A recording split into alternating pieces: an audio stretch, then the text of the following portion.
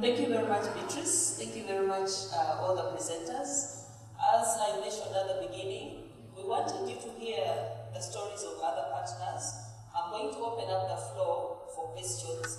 But before I open up the floor for questions, I just want to remind us that we are here to launch 3 conservation funds. And those conservation funds are supposed to help us as ECOTRUST Uganda to scale out our presence into the payment for environmental services markets, but also to scale out in the conservation initiatives. We've already borrowed from the Nicaragua experience. Some of you who came earlier, there is a desk there where you can calculate your carbon footprint, and they will show you the districts. For example, the one where Beatrice comes from, you can offset that footprint of yours. When you see somebody with a green van reading proudly carbon neutral, it's because they've already offset. We already have some buyers in Uganda, some carbon buyers in Uganda through the Uganda Carbon Bureau. Bill Farmer is here. They've been able to help us sell some credits on the domestic market, mainly to our companies such as Classic Africa Safaris and the Kampala Aviation School. We are hoping that companies such as Total, Shell, and everybody else that is involved in oil will be able to offset their carbon credits. So I would like to open up the floor for questions. Jackie, do we have a microphone? 2 of the funds that we are launching to the Payment for Environmental Services Fund, which is meant to help us scale the carbon activities to include other environmental services such as watershed services and biodiversity offsets. But also the Africa Regional Bureau gave us some initial funding that we are using to create a carbon bank to help us scale out initiatives such as the ones that Beatrice is undertaking in Bitereko. I don't see Paul Teza. So I'd like to hand over to Paul to take over the session of questions. Thank you very much, Pauline, for that. And I would like to thank the discussants from Nicaragua, Mexico, the UK, and Indonesia, as well as Beatrice. Now, ladies and gentlemen, what we would like to do is we will receive a couple of questions. I think we'll take a round, should be of, they are 1, 2, 3, 5, 10. We will take 5 questions each round, as we've been told that our guest of honor is someone in the parking lot, so we should be ready to run and have the climax of this. By show of hands, yes, there is a question there, and then after that we'll move on to the 2 questions here to balance the. Okay. Yes, you can go, sir. Hello. Yes. My name is Seth. I come from Ghana and I work from Arusha, Ghana. My question, I think, goes to the one from Costa Rica, example from Costa Rica, and specifically on watershed management.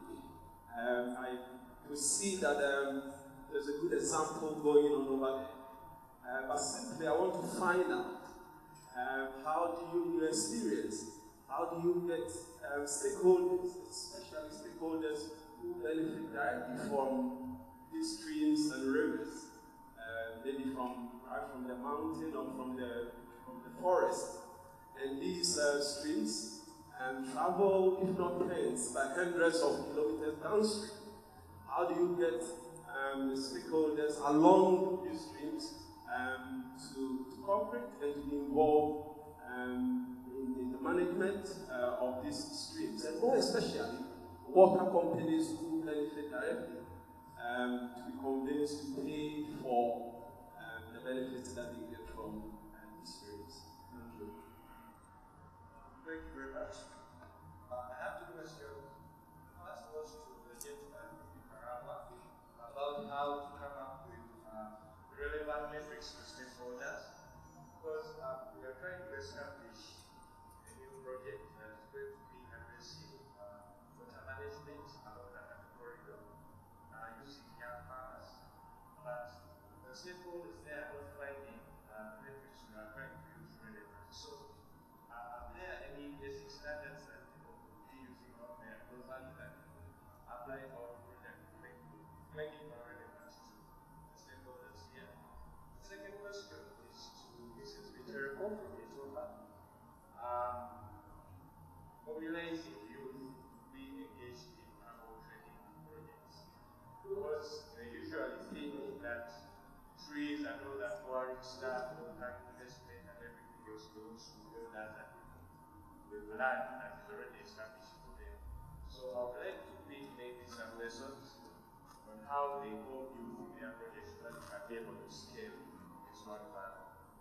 Thank you. My name is Henry Bazira, and I work with the Water Governance Institute.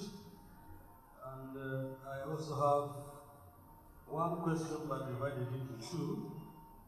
I would like to understand how this carbon offsets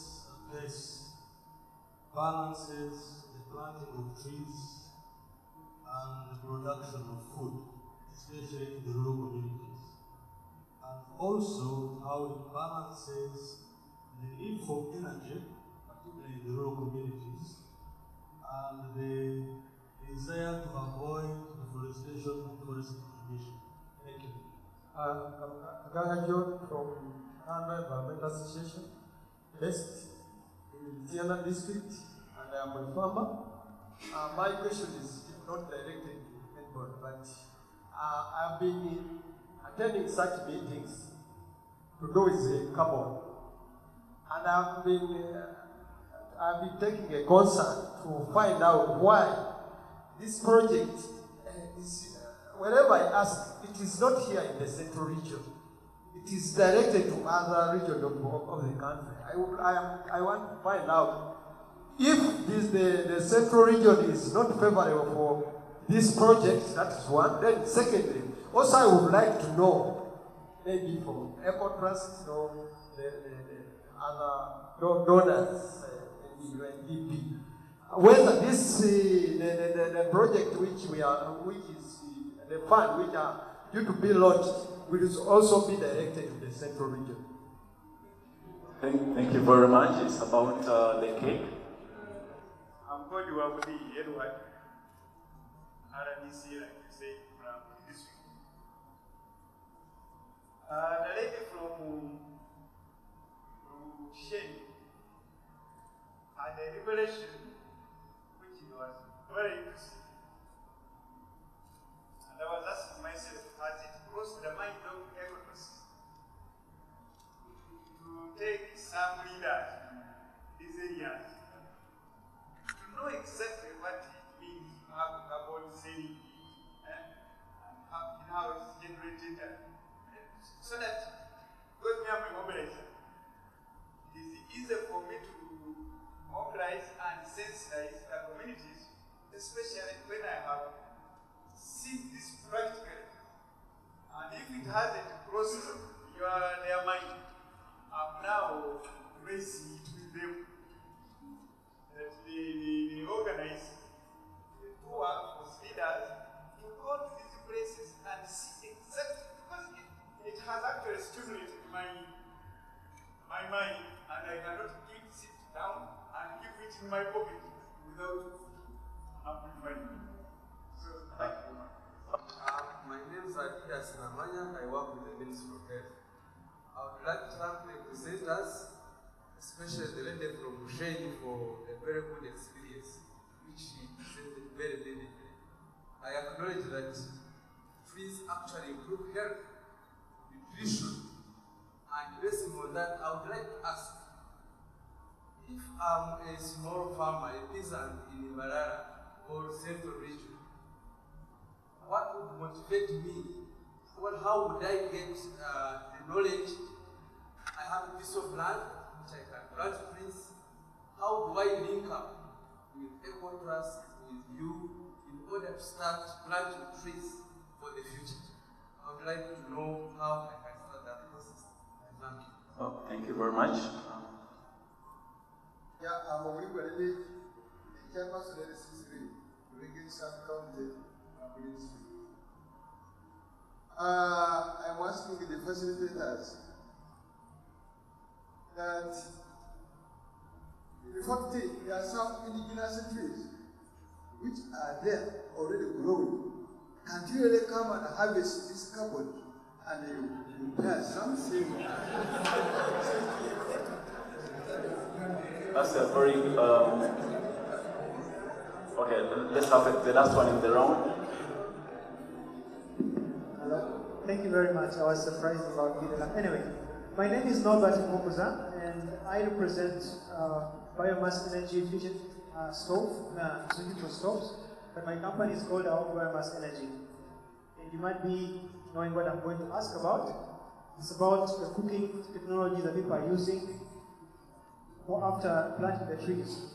Because from experience, I want us to imagine that one of the big reasons why we have a lot of deforestation is because people cut the trees for cooking. And if now they cut the trees, the lady from Shane talked about how they cook, they get the branches. That is very good. But which technology are you using? I therefore want to ask if the program also integrates the concepts of improved cooking systems, could be wood, could be charcoal, but to make sure that you do not destroy using efficient technologies while you plant trees, you actually not saving so much. Thank you very much. Thank you very much. Those were the questions to the panelists and the facilitators at large, EcoTrust. We are looking at, we got a question from Ghana, directed to Costa Rica, and then from Regeni within the Mbale region. You're very good at summarizing questions. Congratulations for that. I have 4 points, I think, that I want to highlight, maybe 5, on the watershed services for the Costa Rican program. First, you have to understand the Costa Rican program is they look at ecosystem services as a bundle from improved watershed, for improved land activities. So what they did, when they began to improve the watershed services, was to begin small scale. So this is not hundreds and thousands of kilometers. You wouldn't get across Costa Rica actually. It's a small country, remember. So they began with very small particular cases. There would be specific watersheds where there is a strong user downstream. So they could identify a user downstream with ability to pay. Maybe this person didn't know that they know this for free, maybe they didn't know that the threat, and they had an ability to pay, potential to pay. So they began working with this, the program organization, the program manager began to work with them and say, okay, well, would you like to be engaged? You can pay a part of the money that we go for the payment. We will put another part and they will make sure that all these farmers will be getting this money. So it began as this pilot projects in some specific ones. Then the project developers realized that it was really expensive to do one-to-one. It's a lot of transaction costs. It was very difficult getting all of this. Okay, I'll pay you these 5 years and then they stop. So it was really difficult. So with the experience that they began to generate, it came the killer move, I think, which was to convince the government we're doing a really good work here. It's working. We want to upscale, but we're finding it really difficult that the money is very unstable. We need the government to come on board. And they managed to convince the water utilities and a percentage of the water taxes collected in Costa Rica now owe to payments for ecosystem services to be reinvested in private lands. So this is a really important thing that actually meant that the project, it went from being just a pilot into part of the program. And they do this national level categorization of the areas. They find which are the very important areas for water that generate and protect these watershed services, and then the money from the water taxes is invested in those areas, therefore ensuring conditionality as well. Thank you. I have had someone ask here. I hope you can hear me. Someone was asking about how how to mobilize youth. I, as a leader, am a teacher. And in schools, we normally teach the what? The youth. So during the course of my lessons, I teach geography and history. As I'm teaching my geography, I also pass a word about that, my project. So only to tell you, I want to tell you that among the members I'm leading, we have over 20 youth. Except that these people don't own land. The names are for the youth, but in the agreement, they are also signed on by their parents. So the youth are also involved. Then there is another one about food and production. Here we say if you have a small piece of land, it is not only for those people who own these big pieces of land. Even with a small piece of land, despite you feel like implementing that project, you can use a system which we say it is boundary planting. You just plant, you say, you bury your avocado, your agara, your what, and the boundary. Then you leave the other part for food production. But if you have other bigger pieces of land, you can reserve one for woodlot, in other words for trees, then the other one for food production. So it will not be that we shall starve because we are growing trees. And if anything, you manage to go there, you will find those people with food and yet with also trees. There is also those trees which are friendly growing with these other crops. A tree like Riveria is not affecting our crops at all. So please, we shall not suffer. Then there is about these seminars. We get seminars twice a year from ECOTRUST. And because of us gathering, meeting every month at our sub-county, we even get a chance of learning from other groups, the NADs, the forest officials. So we get different information from different people, how to manage our soil and protect it, and also implement other programs. I have also heard about the technology, about energy saving. Except I've not told you about our life history of our group, but as far back as 2009, we had implemented the energy saving group in our homesteads. So we don't cut many branches to use for firewood. We have improved energy saving stoves in our homes. Meaning that we use just a few branches to cook.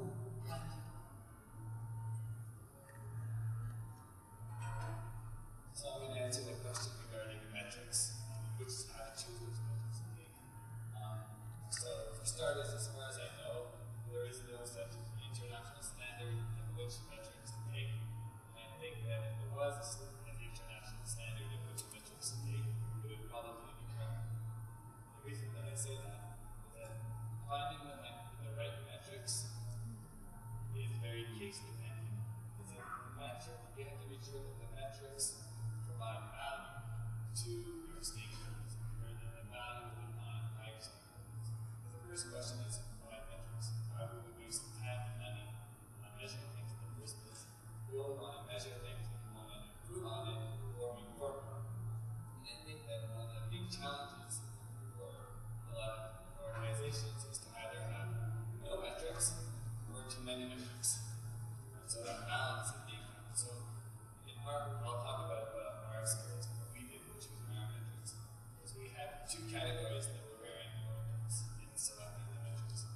One of them was the stakeholders that we wanted to satisfy with these metrics would value. And so we went to these stakeholders, in this case to our buyers, and we said, and we asked them, what metrics would be valuable to you? What would be the most important ones? What are the top three? Because it's easy to do, right? Oh, that's important, that's important, that's important. But if we have to make choices, what are the most important ones to you? And so we did an assessment and we spoke to our stakeholders. What do you need? What is the most valuable to you?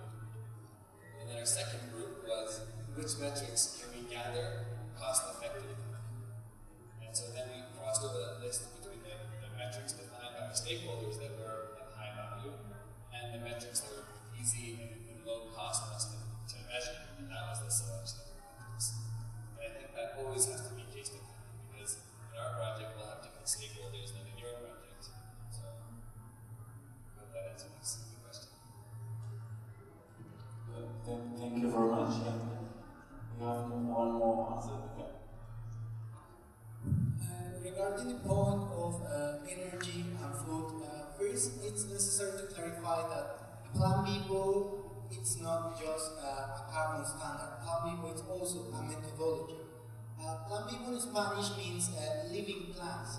So that means that when we arrive at a community, we offer the farmers the food. And they decide the best place to put the trees, the place to put crops, the place for a house, and that's a tool just not just to organize the land, but also to identify potential sources that can damage, for example, food security. If a farmer decides to put trees in his plot and no more than trees, that's a danger, because we are not warranting the long-term permanence of these trees, as the people need to eat and they are going to put down the trees. Also, in our case, we do agroforestry activities. That means that those are plots with multi-purpose. The participants can decide to put trees alongside with food crops. So that's important in terms of how the people decide to participate. Another issue is that these trees help us to reduce the pressure that the communities put on the trees for firewood, as we are providing a source for firewood rather than avoiding that the people put damage in the trees.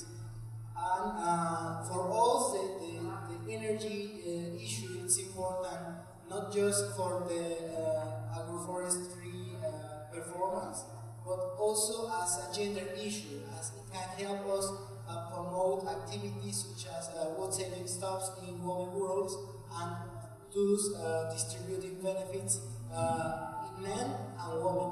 That's it.